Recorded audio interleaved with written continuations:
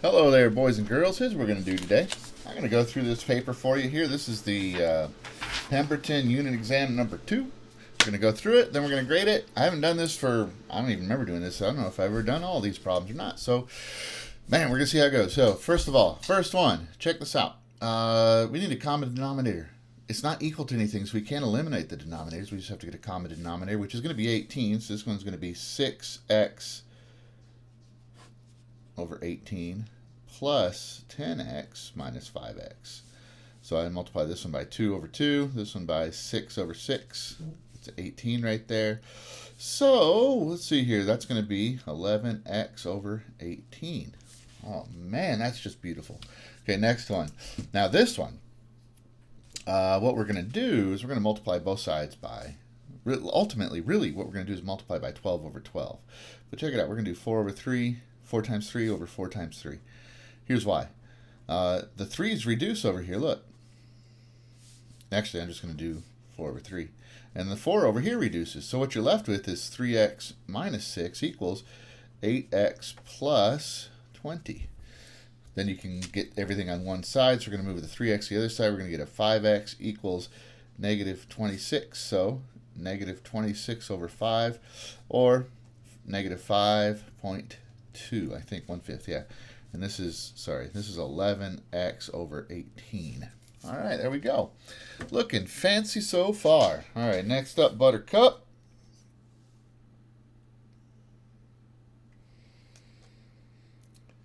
Let's see here. Hold on one second.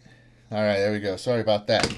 Multitasking, doing some work here at the same time. So this one is an equation just like this one, which is different than the first. First isn't the equation. So this one we can actually do, so we can do the same trick we did up here. We could multiply everything by the lowest common multiple of all three of those denominators, which is 6, right? So this one, I'm going to multiply by 6. This one we're going to multiply by 6. This one we're going to multiply by 6. We're actually multiply both sides by 6 entirely. And then what we're going to do is we're going to reduce each term. So this, see here, watch. For example, 2/3 plus 5/6 equals x over 2. We're multiplying both sides by 6, because what you do to one side, you can do to the other. So this reduces to 3x. When I multiply this one by 6, 6 reduces with 3 to make it 2. 2 times 2 is 4. So that's 9. So x equals 3. Not because we get 9 equals 3x, so x equals 3. Now, part B. This division sign right there is nasty. That's multiplication by the reciprocal. So I'm going to go ahead and rewrite that. Oh, man, look at that. I'm going to say 8. I'm going to say this, because if this is an 8 right here, 5 over 3 times 8 over 3 does equal 40 over 3, right? You see how I figured that out? See, look, 3 times 3 is 9, so those are equal, so the numerators have to be equal. Boom, done. All right. Next up, Buttercup. We have an inequality to solve right here. Now, inequalities, solving them is exactly the same as solving equations, except if you multiply or divide both sides by a negative. So 12 minus 18x minus 4 plus 8x. Be careful of those negative signs. All right. Now, combining like terms, we have a negative 10x. Let's see. Plus 8 is greater than or equal to 0. Right? Let's see. Let me make sure. So those two make 8. That makes negative 10. Okay. So I'm going to subtract 8, and then I'm going to divide by negative 10. So watch. Negative 10 is less than or equal to negative 8, and then I have to divide both sides by negative 10. Now make sure you reduce. Flip the sign. That's 4/5 or 0.8. Yeah, so x is greater than or equal to 4/5, or that would be the same as 0.8. Either one's fine. All right, make sure you write nice and neat. Ah, there we go. That's better.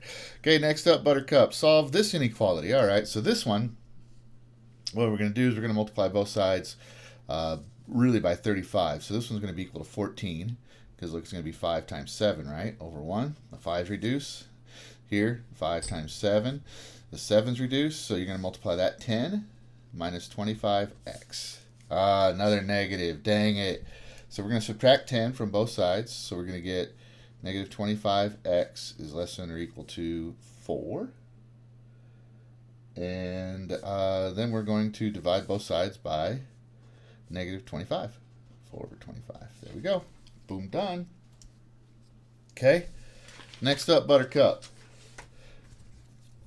This one, same thing. We're going to be multiplying both sides by 24, right? So this side, just like before, 8 times 3. 8 times 3, that's the LCM of those two denominators. These 8's reduce. You're left with 6x minus 15. You have to make sure you distribute. Is greater than. 3's reduce. 8x plus 32. Moving the smaller x is better. So we're going to subtract 32. That's going to give us a negative 47. Negative 47 over 2 greater than x. 47 over 2. All right. Now we could make those into fractions if we wanted. This was a paper 2, so in the United States, you couldn't use a calculator. This is actually a British paper, so we could. That's going to be 23.5. Negative 23.5 greater than x. I don't know what 4 over 25 is off the top of my head. For the previous one, it's 0.16. There we go. All right, moving onward. All right, we're going to save all these because we are going to grade them. All right. Another inequality. This one's a little tricky because of that 4. So we need to multiply both sides by 4. It's going to give us 8x plus 20. Move the smaller x. Negative 21. X is less than negative 3. Right? We are dividing into a negative, but we don't switch the sign then because we're dividing by a positive. If you divide or multiply by a negative number, then you switch the inequality sign. Okay, find the length. Ooh, find the length. Okay, so distance formula. So check this out. Look, this is where it's coming from. If you had, let's say, negative 1 and 4, it's going to be somewhere over here, and negative 4 and 8 somewhere over there. Let's see, you could do a right triangle, right? And you could figure out all of those distances. So you could figure out how far it is from here to here. That's a distance of 3, and because it's from negative 1 to 4, and then 4 to 8 is a distance of 4. This is a 3, 4, 5. I'm guessing that's a 5. There is a formula. Cambridge doesn't give it to you, but it's the difference of the x's squared plus the difference of the y's squared.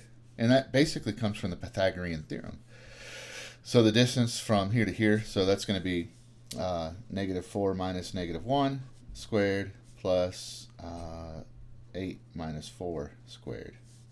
And then you take the square root of those. So that's going to be negative 3 squared plus 4 squared.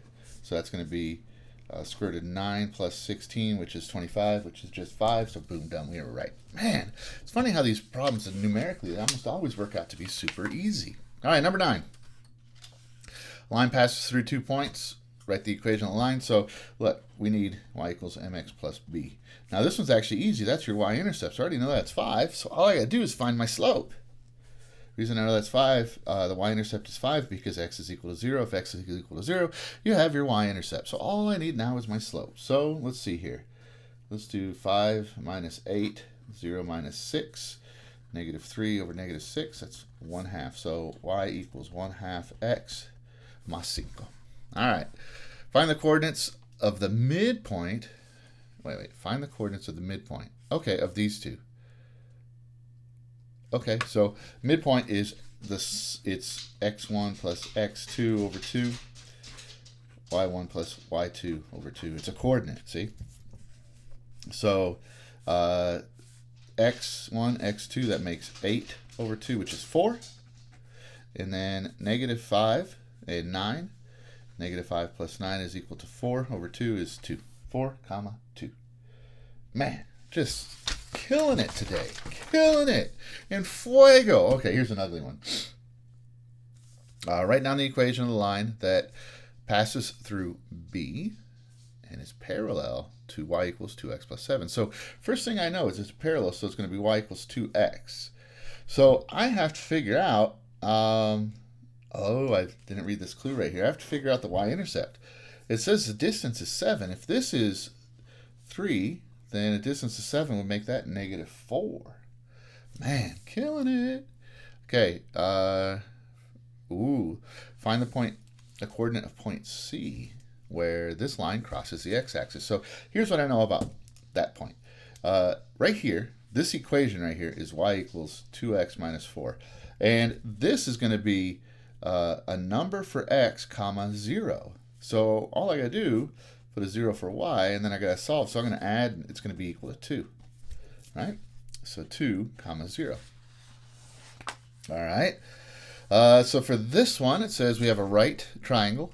The sides of 7x, 24x, and 150. Show that. When it says show that, we have to use a formula. We have to show that x squared equals 36. Now, we can solve this to answer this part. So even if we can't get part A right, we can get part B right. But this is a right triangle. That's your clue. We're going to use the Pythagorean Theorem. A squared plus b squared is c squared. The thing we got to be careful of here is to show your work. Look. Show your work. So that's 49x squared. I should know what 24 squared is, but I do not. It is 576 x squared, and 150 squared should be 2250. Well, 22,500. Okay, so combining like terms, let's see, I don't want to make a silly mistake. So that's 625 x squared equals 22,500. So when you divide 22,500 by 625, you get 360. Hold on. 22,500 for 150 squared. And you divide that by, so you get x squared. I think I have one too many zeros. Oh, I see what I did. On my calculator, I typed in one too many zeros right here.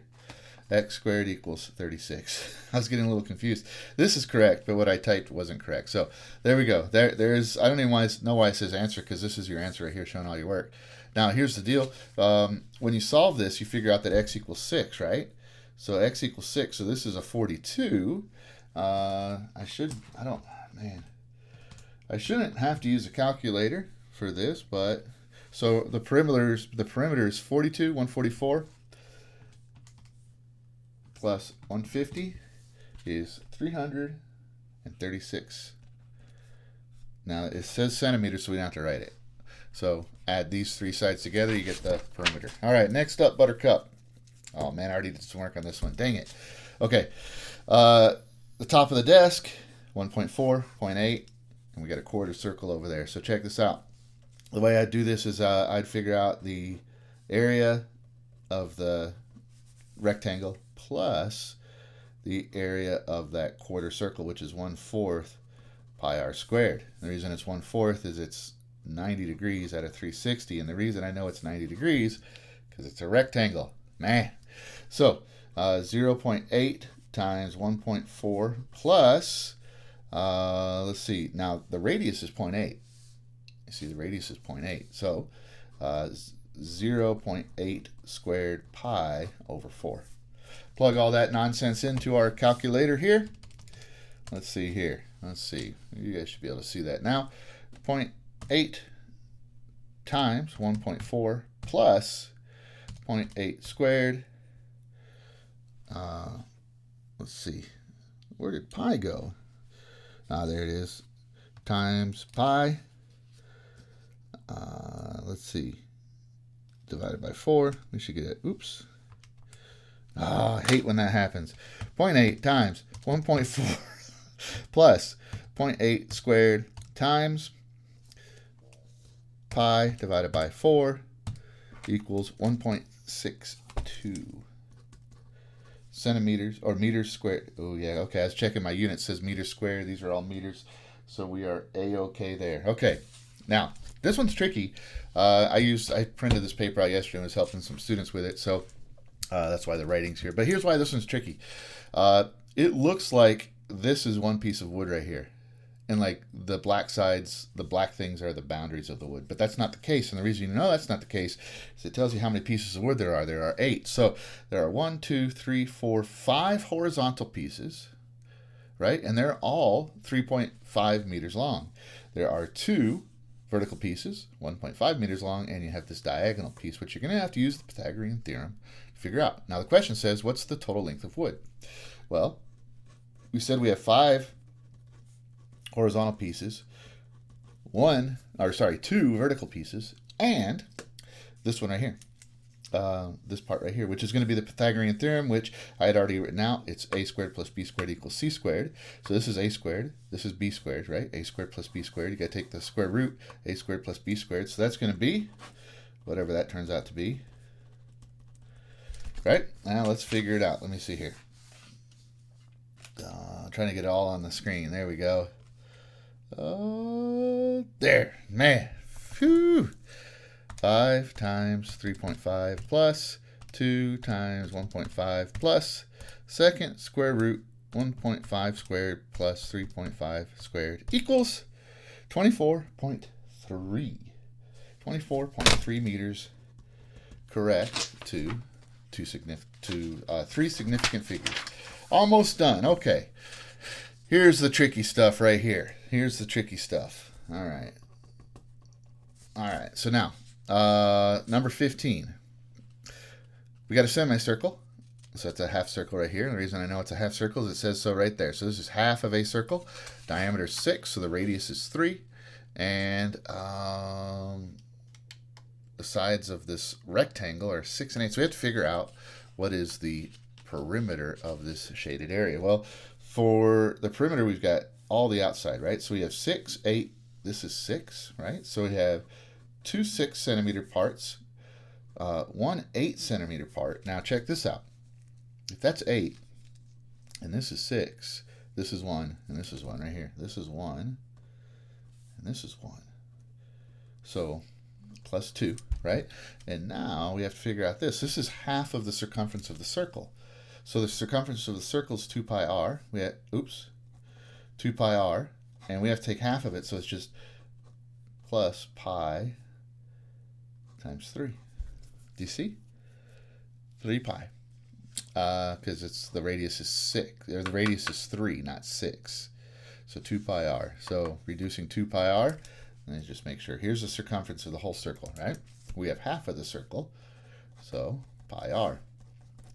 The trick is the easy mistake to make is to put 6 for the radius, but that's the diameter. All right. So this is going to be 22 plus 3 pi, and we have to write that in one significant figure. So 22 plus 3 pi. 31.4, and we're done. 31.4. All right, last one. Last one, boys and girls.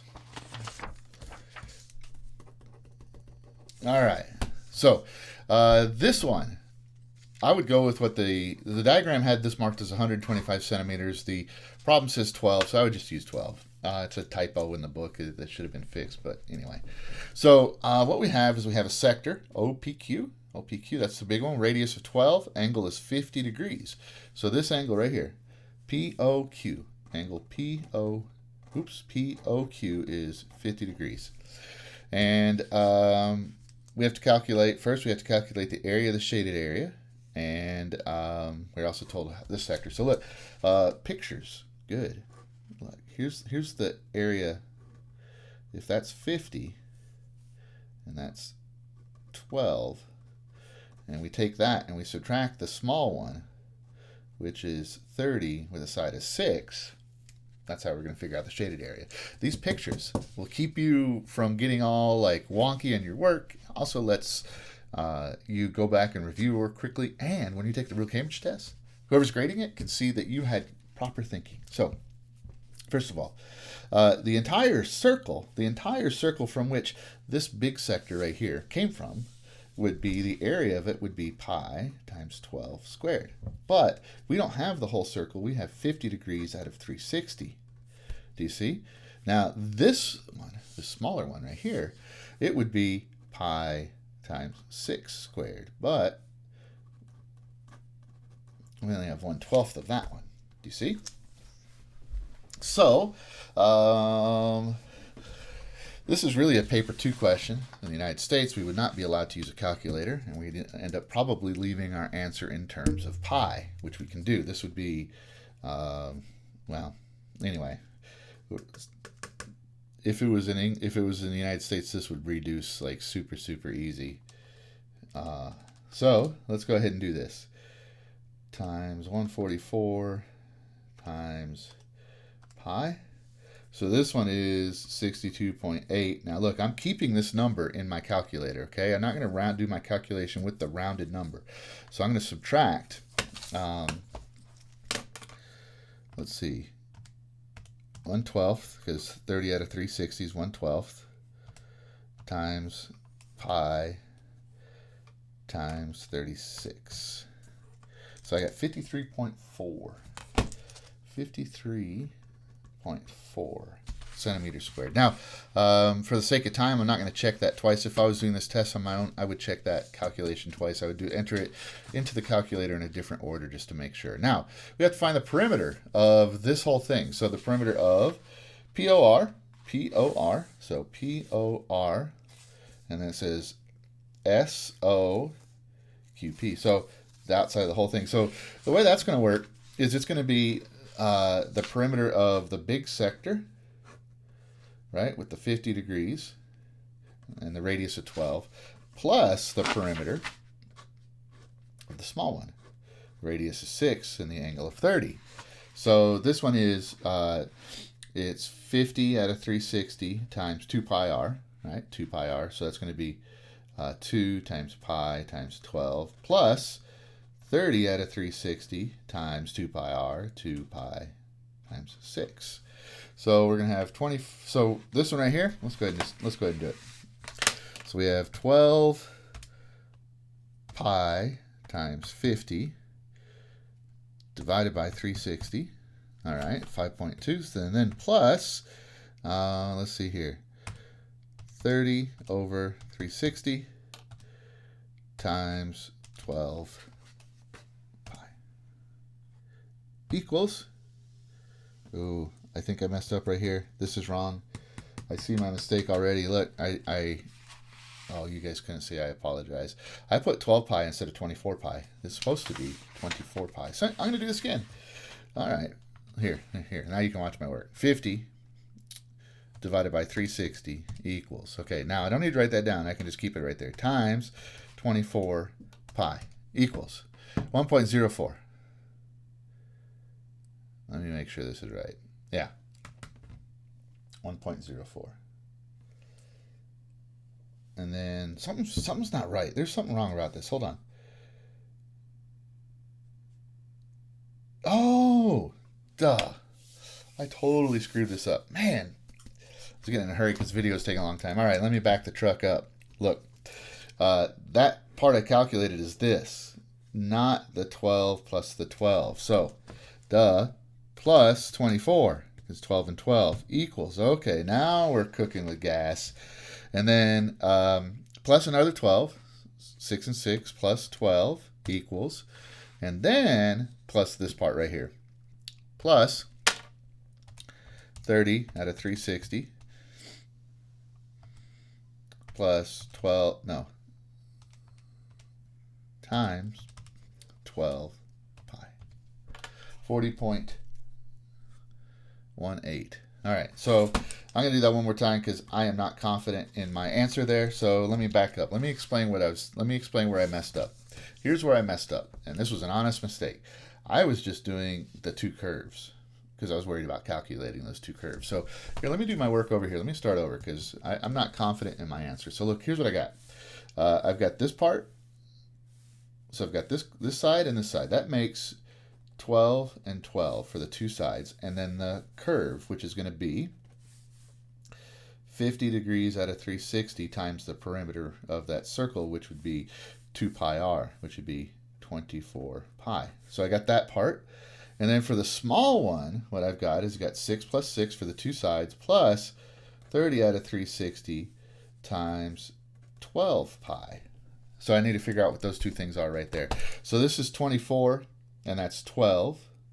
So that makes 36, right? 24 and 12 makes 36. And then I have to figure out these two parts right here. So let me use my calculator.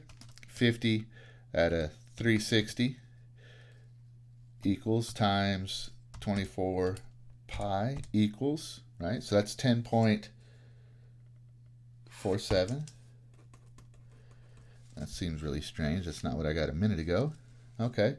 And then 30 divided by 360 equals times 12 pi.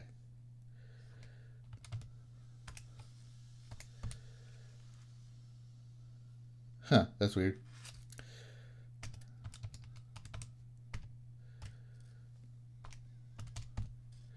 At 49.6. 49.6. And I am pretty confident with that.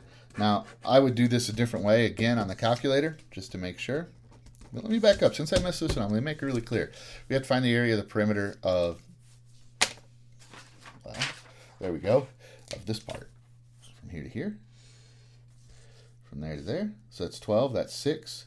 That's the part of the circumference of this small circle, this sector, plus that side, plus this side, and then plus this last curve right there.